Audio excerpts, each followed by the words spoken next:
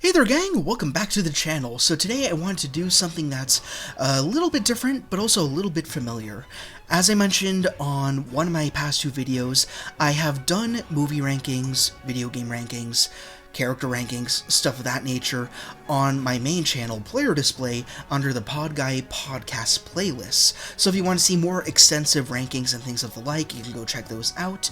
But now that this is a brand new channel, and it's been some time, and I have new technology, aka my cam and my mic, I wanted to go back to those old toys and play with them again, and see how I have re-ranked certain things over time. I guess I do have to include an honorable mention because I wanted to include the Star Wars The Clone Wars movie on here, but for some reason when you do presentation mode it just deletes it like it never existed, so that kind of sucks. But if I were to put this here, it would be rather low. But anyways, we are working with a tier list which is slightly modified. I have it ranked from S tier being love it, all the way down to hate it, and believe me, there's one movie that's gonna have a home of its own down here.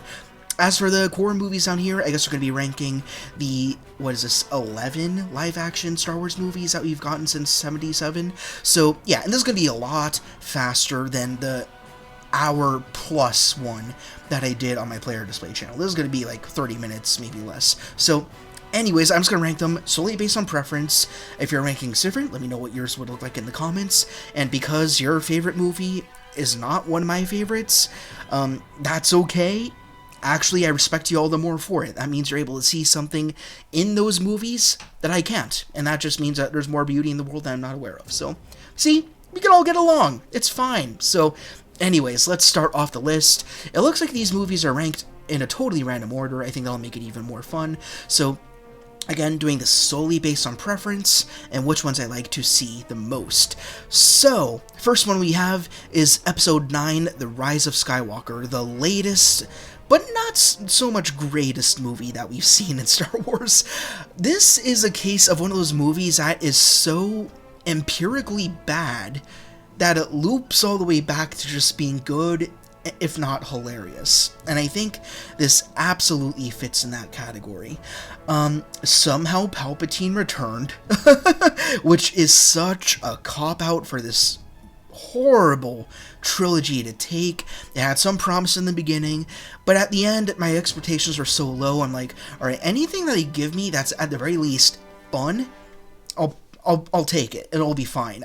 Wasn't expecting the story to be very good, and alas, it wasn't. And at the very best, it was merely mirroring storylines that we've already seen in the OT, so that was kind of pointless.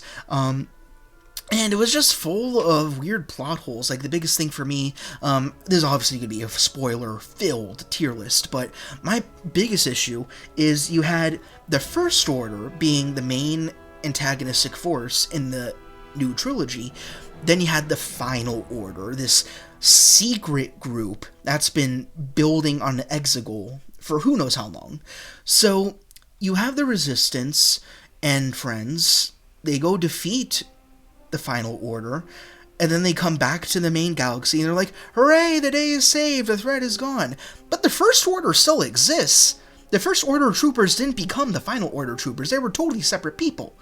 So, the conflict isn't over.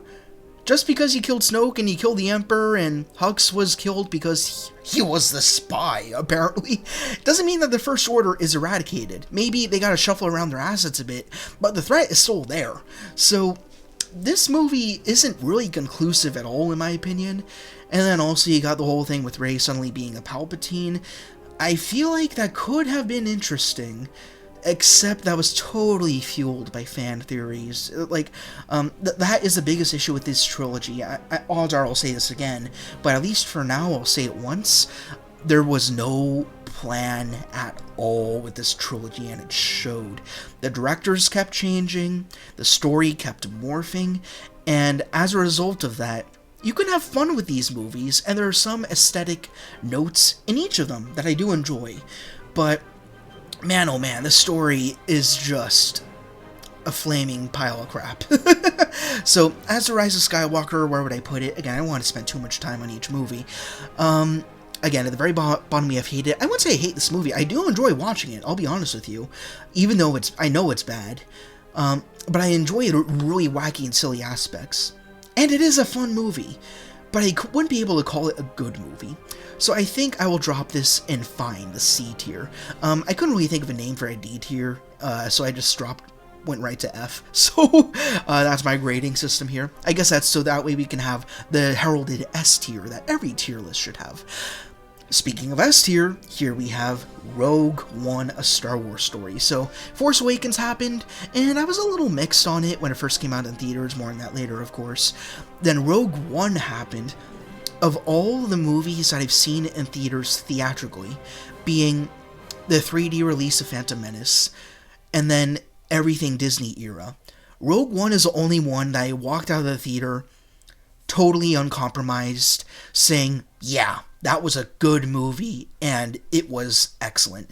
I think it's still sorely underrated to this day, and I think that's just because it's an isolated throwaway story. It's not an essential story to know about, but it is an essential Star Wars movie to watch.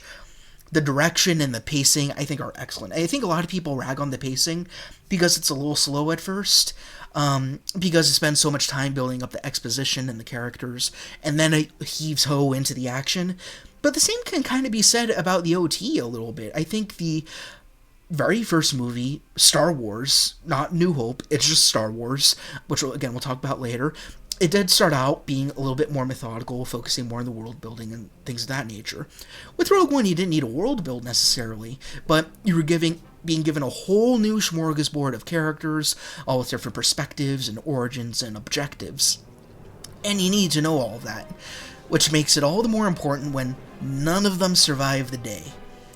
And all of them die for the single mission of retrieving the Death Star plans, which then directly segues into, Star Wars, and begins the whole franchise as we know it.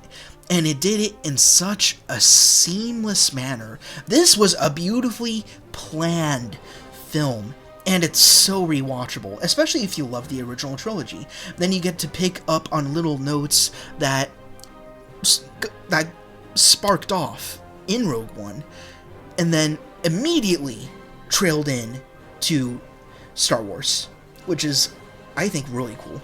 And also they even brought in a little bit of prequels, like Bail Organa was there, which is really neat. Obi-Wan wasn't really name dropped, but he was alluded to, so that was very cool. Yeah, and as for the main characters we have, a lot of people write them off as being robotic and a little stilted. I never felt that way at all. I mean, they're not super bombastic or over the top as other certain characters would be, but I don't think they need to be. I mean, they're pedestrian level, right? They're not the main characters of Star Wars. They're people who play their part. They're rebels. They don't need to have the most amazing, out-of-this-world personalities. I don't think it's essential for them. But even then, playing the part of smaller people within a bigger galaxy, I think they did an excellent job. I think every single one of them brought something to the table, making it really saddening each time one of them died. So, and then the Vader scene, oh my god, that was one of the only scenes in cinema history that blew me out of my shoes. It was so cool. To me, it was like the movie saying, hey, thanks for watching. And it just gives you some really fun stuff there. And it's well warranted, and it's earned, and it makes sense for the story. So, this movie doesn't nostalgia bait you too much. It runs on its own legs. And for that reason, I just respect the hell out of it. I'm going to give it an S tier. So, yeah, it belongs up there. Uh-oh, is that a splash of a red motif I see on one of these Star Wars posters? This must be The Last Jedi. Yay! My least favorite, not even favorite, my least Star Wars movie to watch. Every time I'm in that band camp, right? Every time I watch this movie, I like it less. The first time I watched it, I was actually split. I was still willing to, like, okay, we got some different elements here. Let me try weighing it around in my head, like how these elements have played out. Like, I like how Snoke died early on, because that meant that's something really fascinating would have to happen in the next movie, although it didn't, and there was no payoff. And then you had that concept of Luke being kind of a fallen, jaded hero. Interesting idea, but was the execution good?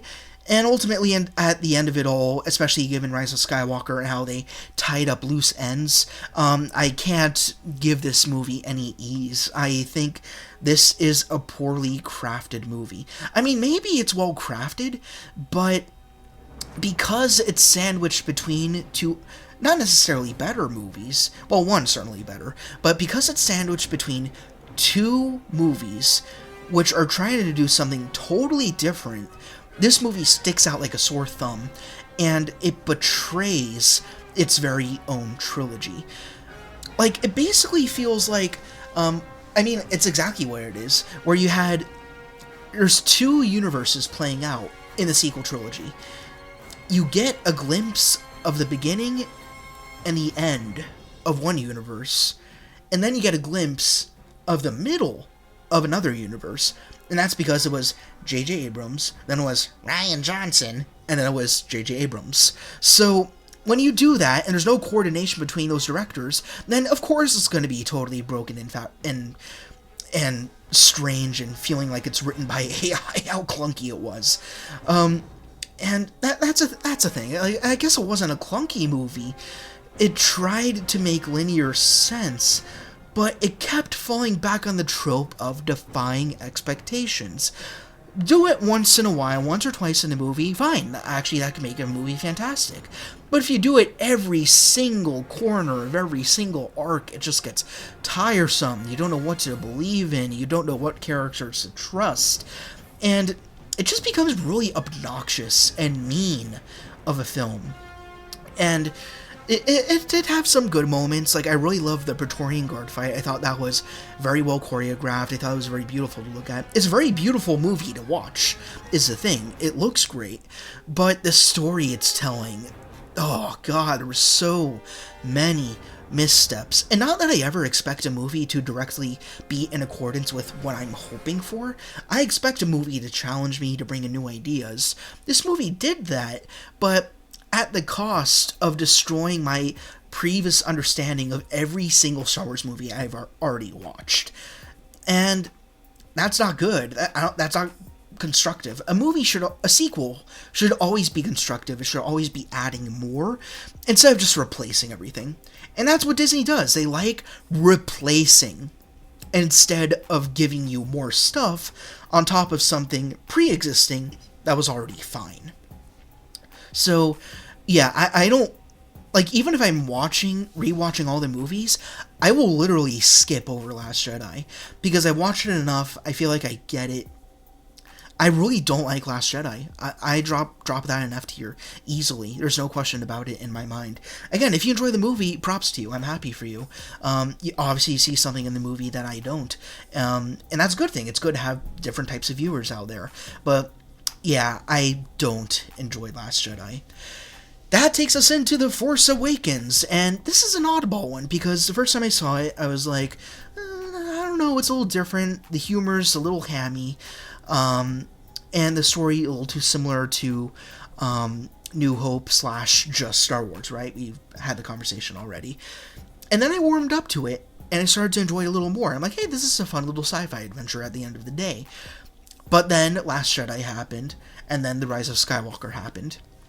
And because you had those latter halves of the trilogy, it essentially dumbed down the things that were good about The Force Awakens.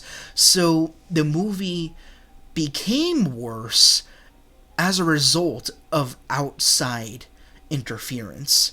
Even though these two movies are sequels to them, and this one laid the groundwork doesn't mean much if what you built on top of it is falling all over the place. So that's a real error about it, I think. The legacy of Force Awakens is worse than the story itself. The story itself is safe, it's mid, it's base.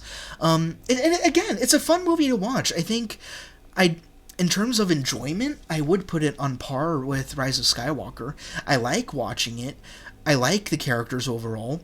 I think they have better arcs there's better arcs for the characters in Force Awakens than there are in Rise of Skywalker, absolutely. Especially poor Finn. I think he was a great, captivating new character he wanted to learn so much more about, but then after that he's just screaming Rey the whole time. I mean, you've seen the memes, right? So yeah, it's a good foundation, but nothing in it is owned up to in the later two movies. And again, that's because of the crappy directing and executive decisions that were being made externally. So that's a real damn shame. And I don't have a whole lot else to say about this one. It's a fun watch, still is to this day. Although a little bit repetitive, because again, it's very much New Hope. But I don't hate it. Wouldn't say I love it, but then again, it did kind of start a new little bit of it gave some new adrenaline to the franchise. And that was a fun little microcosm of a moment to see Star Wars getting back up on its feet again. I mean, we didn't know what awaited us at the end, but at least within that moment, that's a nice memory that I have as someone who saw Force Awakens on opening day during my high school days. So, again, if you exclude what the movies that came after did to Force Awakens, I'd drop it in good pretty comfortably. It's a good movie, but again, the movies that came after just dragged it down. Now we have the black sheep of the Star Wars movies, although I wouldn't say it's a bad movie either. We have Solo, A Star Wars Story, one of the two anthology movies, the first being Rogue One, and then they realized how much oodles of money that Solo was making, and then they were like, alright, we need to figure out a new formula, and then they stopped there. But that was Last Jedi's fault. It was not Solo's fault. Solo, I don't have a lot to say about it. It's a very safe, but it's a fun movie. It's enjoyable, it's pleasant. Really, the only thing I did not like about this movie was my least favorite character in Star Wars history. If you've seen my ranking of all the characters on my podcast on Player Display, and that is L3. I found L3 extremely annoying. I think one of the worst things that Disney does is forcibly inject real-world politics and social issues into fantasy. Because Star Wars, it was built as an escape for people who are dealing with certain real-world issues. Cinema was invented for that reason. So when you turn tail and you drop the real stuff into the fiction stuff, then it gives you a reality crisis.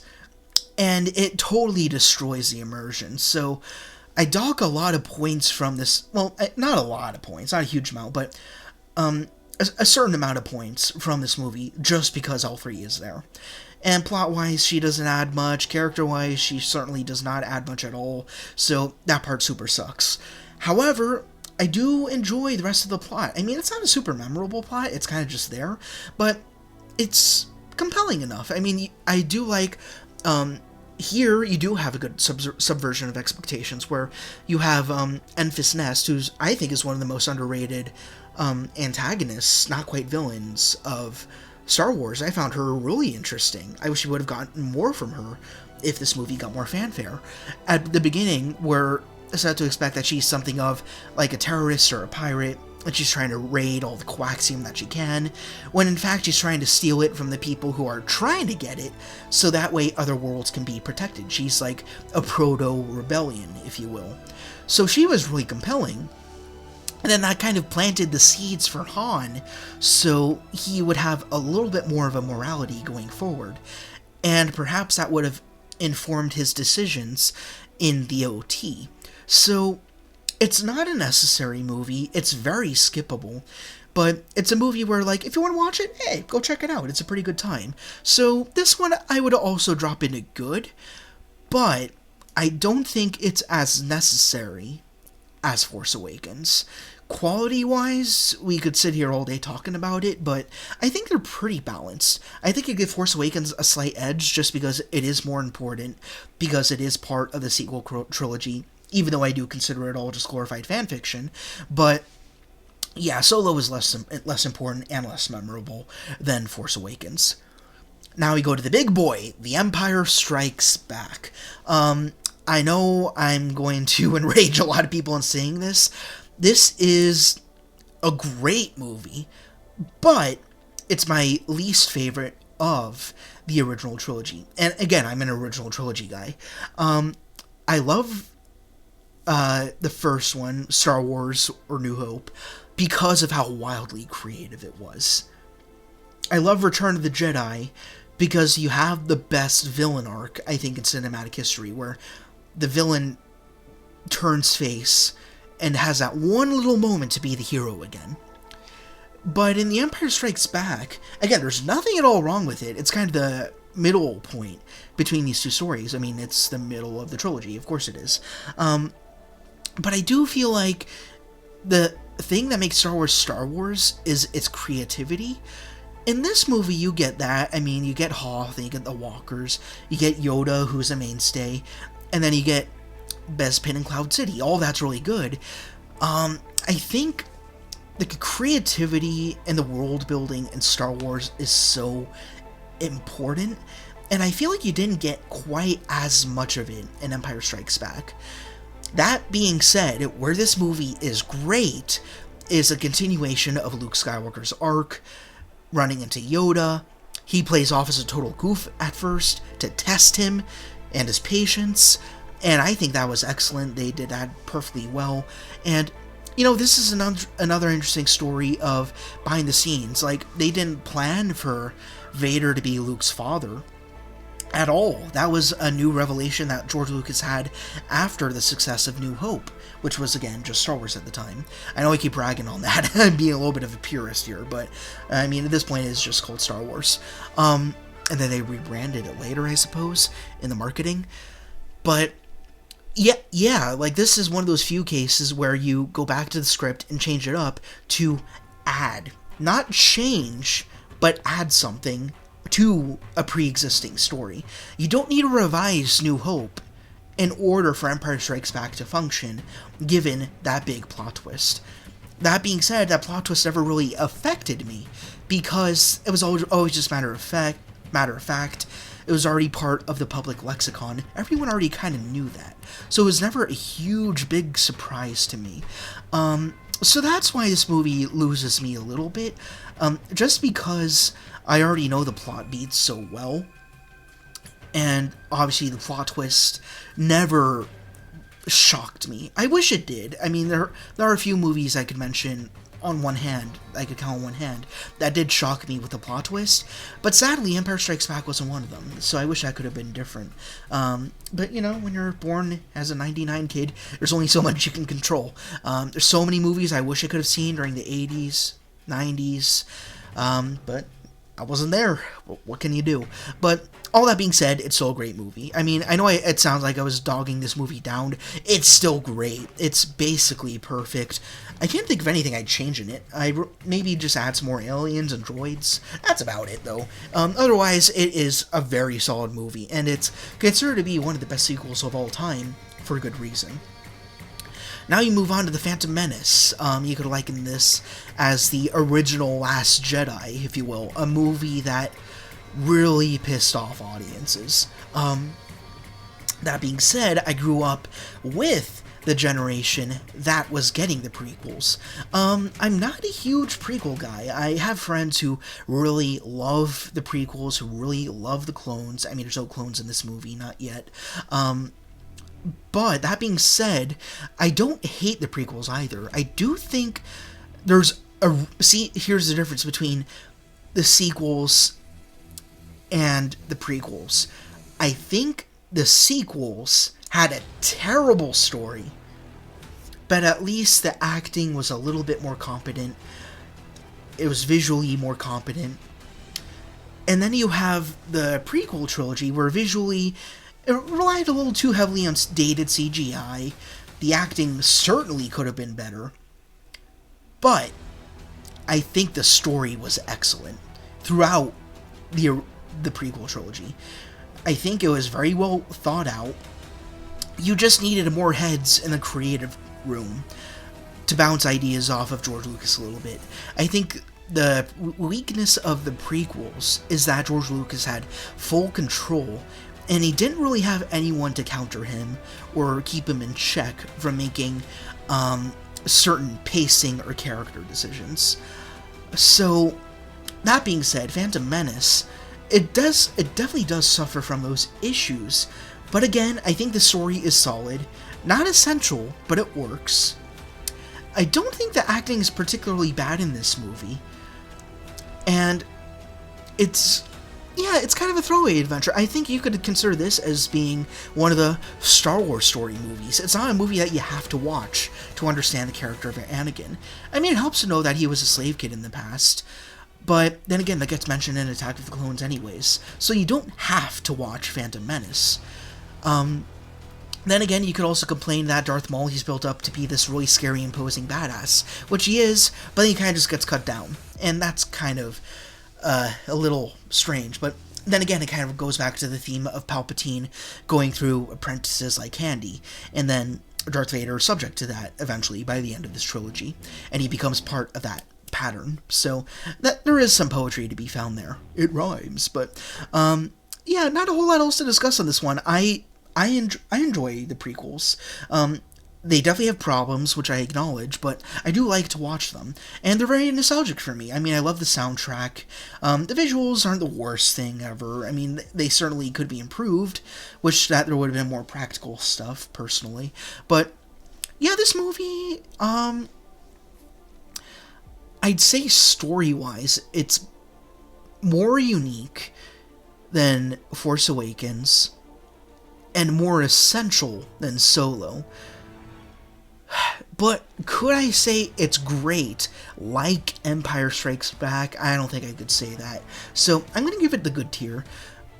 But I do think it's more important, and what I'd prefer to watch over the other two movies in that tier. So that seems right. So now we get to Star Wars or New Hope. I already kind of trickled in my thoughts on this one before, as we were ranking the other movies. This one is my absolute favorite. S tier, all the way up, above Rogue One, above Empire Strikes Back, easily. This was my introduction to Star Wars. I was raised right. My dad brought me downstairs into the basement where I was raised. A furnished basement, don't worry. I wasn't living in squalor or anything. He turned on the TV, gave me New Hope, I watched it, and the rest is history. I think this is a fantastic movie, story-wise very simple, doesn't need to be that complex. It's all about world building, though. Crafting a new galaxy, giving it subtle lore, giving it little buzzwords like the Force, Jedi, lightsaber, dark side. And throughout this movie, you're just wondering what that all means. And this movie is like a perfect example of a movie that could just be a standalone and that's it, but it leaves you wondering and it leaves you captivated. I think that's a quality that none of the other movies really possess, because all of them are built to be predecessors and ancestors, you know what I mean? Not many people at all expected the original Star Wars movie to be a success. So it wasn't engineered with sequelitis built in, you know? Like, you see Vader fly away, but as far as you're concerned, given the scope that's presented in this movie, with the Death Star exploded, that's the death of the Empire, because you're not even aware of any Emperor. In fact, you might well assume that Vader was the Emperor. That without the Death Star, he has nothing, so he just flies away into obscurity, and that's the end. And that works. That's fine for a one-off story. You can watch just this one Star Wars movie, never watch any of the others, and I'd say that's a solid Star Wars experience on its own. I mean, I encourage you to watch the others as well, but this is the only Star Wars movie that works totally on its own without needing context from other films. So that's a huge bonus. But even then, I mean, you still get great characters. You get Luke, Leia, Han, the Trinity there. You get Ben Kenobi, who is great. You get Vader. You get so many classics. Chewie, the droids, Tarkin, who I think is a little underrated. And I wish we would have seen him in Empire Strikes Back because he was so goddamn charismatic. But, yeah, I love and adore New Hope, and nothing's ever topped it since, at least in Star Wars. In terms of my favorite movies of all time, maybe we'll do a list on that one day, but I'd have to think about that one. Moving on to Return of the Jedi. I actually enjoy this movie a little more than Empire Strikes Back, because again, we get more world building, we get more creatures, we get more aliens. It's a little bit janky structure-wise because you have the whole arc of them trying to save Han first, and then it gets back into all the Jedi stuff, but I never had a huge issue with that.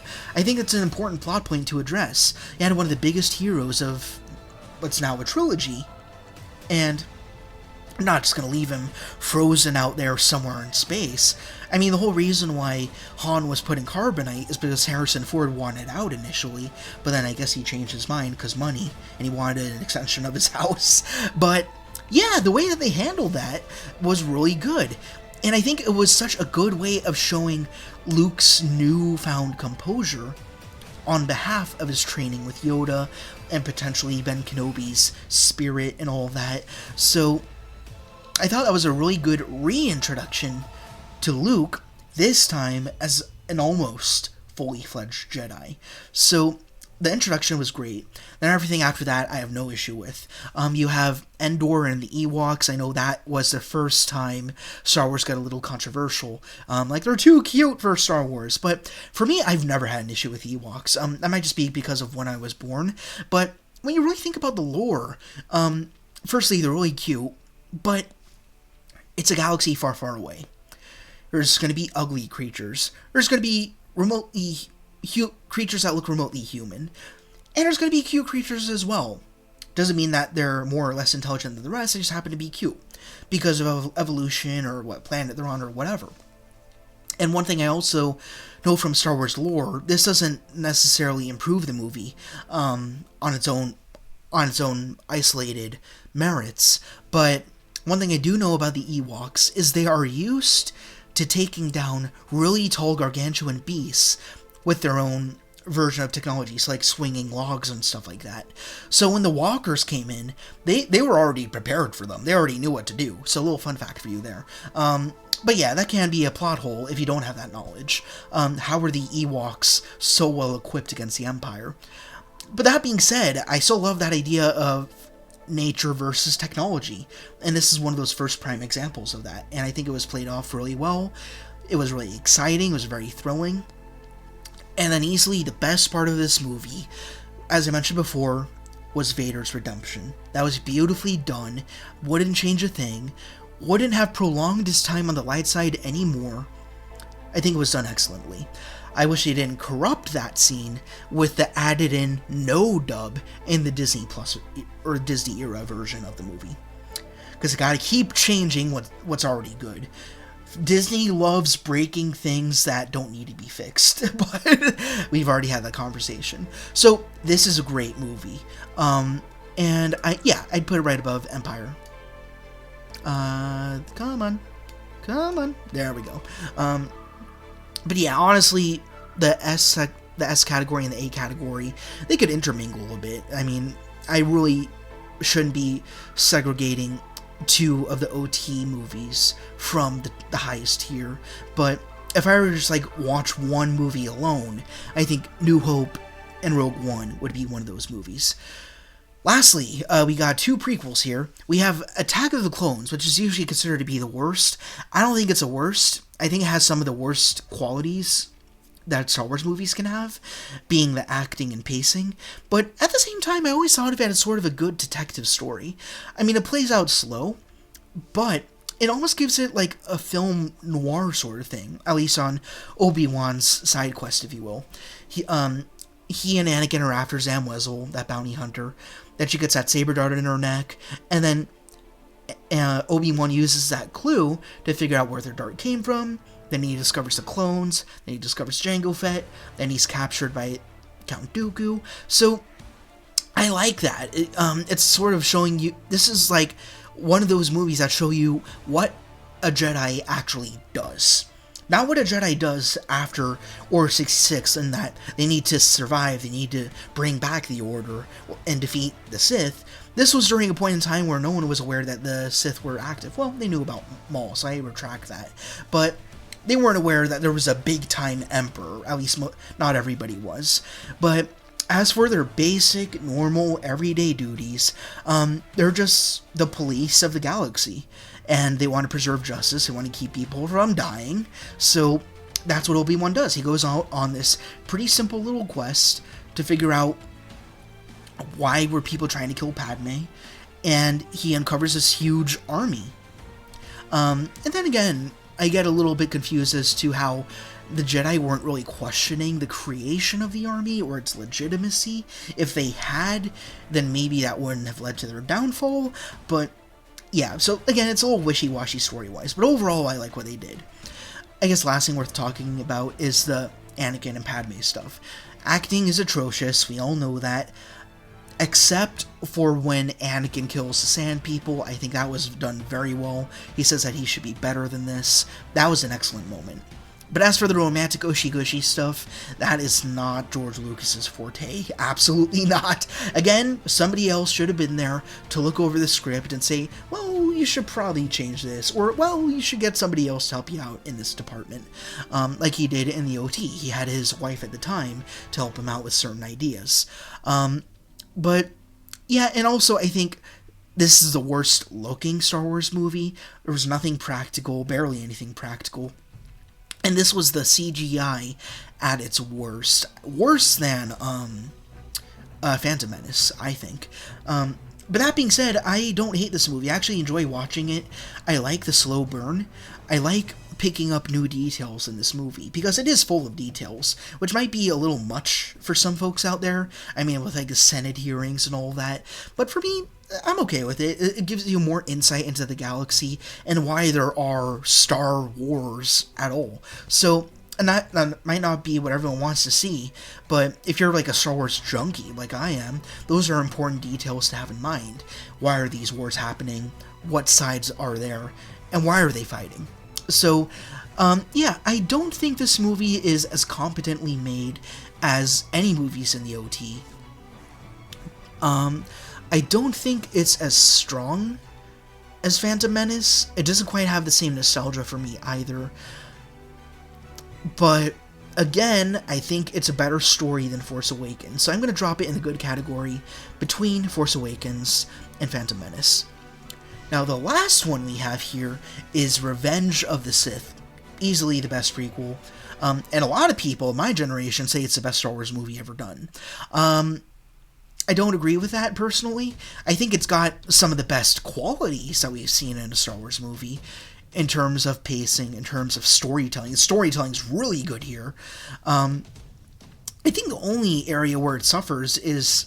the only two areas, really, is a lack of Padme. I mean, she's there, but, I mean, she's kind of distant. She's not really part of the main plot. I mean, she is, in that Anakin is trying to save her, then ultimately fails to do so. That's the whole point of the movie. But, you know, she's like a main character of the trilogy, and then she kind of takes a back seat in this particular movie. And then also Grievous. I think Grievous is a really cool character. If you know anything about his lore and legends specifically, he is a really fascinating character, and he's a precursor to Darth Vader. He was a very important war hero who was corrupted by the dark side, or people who use the dark side rather, and then he was turned into a machine to use at their will, and he became a puppet, like Vader did later on.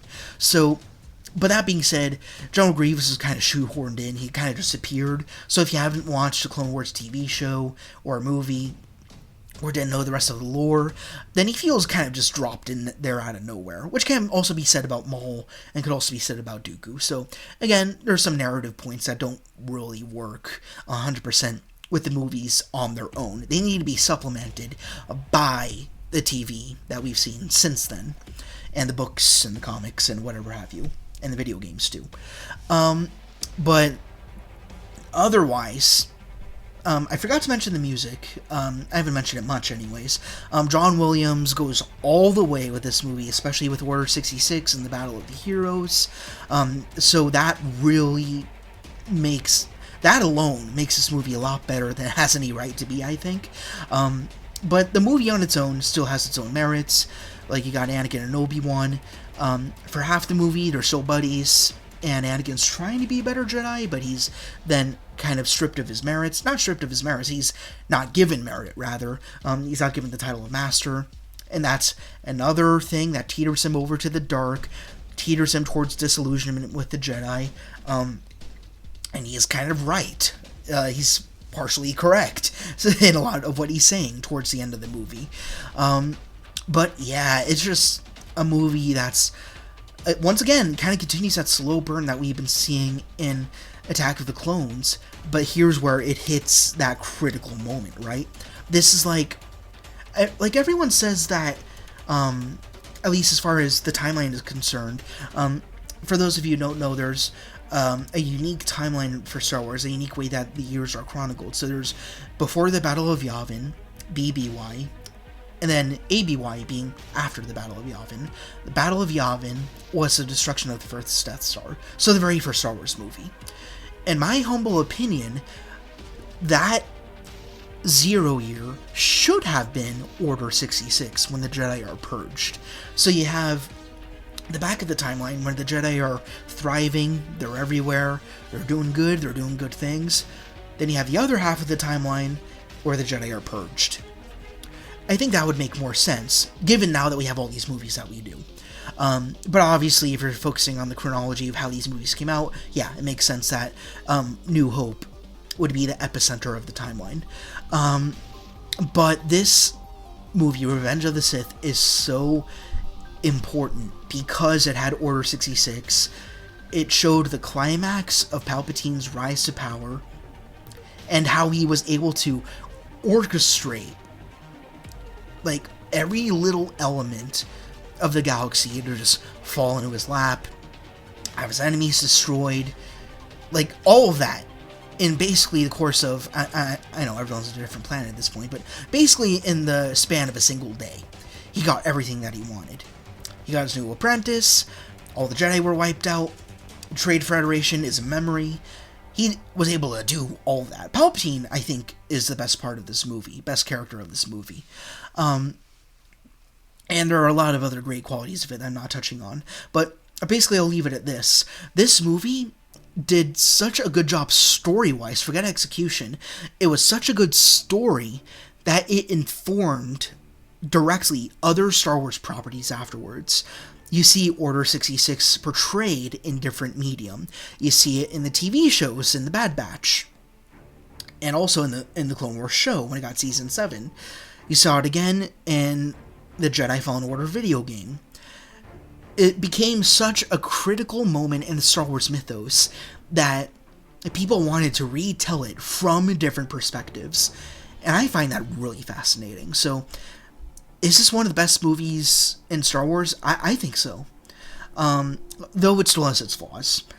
So, but despite the flaws, it did do a lot for Star Wars. So, you know what? I'm going to drop this in grade as well. I don't think I'd prefer to watch it as, well, I might be more interested in watching Revenge of the Sith more than these OT movies. I have to think about that. No, I'll leave it there. I think it's pretty even. Again, these two categories at the top, they kind of mesh together. But yeah, I prefer to watch all of the original trilogy movies over watching anything else aside from Rogue One, because Rogue One is too special to me. So, anyways, that's my ranking. Just a review. Last Jedi, total crapshoot. Terrible directing, in my opinion. It shouldn't have gone this way. If you enjoy it, that's fine, but I just really did not. Rise of Skywalker, so bad it's good. Solo played it very safe, but still enjoyable. Force Awakens, good on its own, but when you consider the movies that came after it, kind of bogs it down a bit.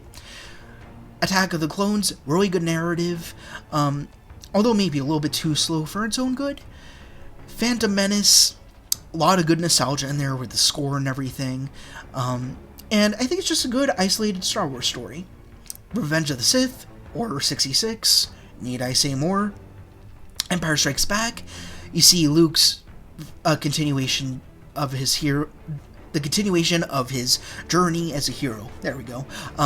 And all of that is good. You see his failure, you see the father reveal, and even though that father reveal didn't surprise me at all, it's still a very big deal. Return of the Jedi, you get to see Luke almost at his strongest. I really love to see that progression, and you also see Vader's redemption, which I think is one of the greatest moments in Star Wars history, maybe in cinematic history. Then you get to Rogue One, just a tightly done story. I think the most well-directed of every single movie here. And then where it all began, Star Wars Episode 4, New Hope, whatever you want to call it. The most creative, the most whimsical, the only one that could stand on its own. I love it. I think it's great. So that's all I gotta say. I need a drink of water. So I'm gonna close out this video quick. Let me know how you would rank these movies, or at least mention some of your favorites or least favorites in the comments and why. That's going to be it for me today. I'm basically done. No other notes to add. I'm enjoying this channel, loving this content. If you have any other suggestions of tier lists I could do for movies or discussions we could have, I'm down. Let me know. I could definitely put something together. It gives me something to do. So, always good. So, anyways, if you enjoyed this video, then like, subscribe, do whatever. I don't care.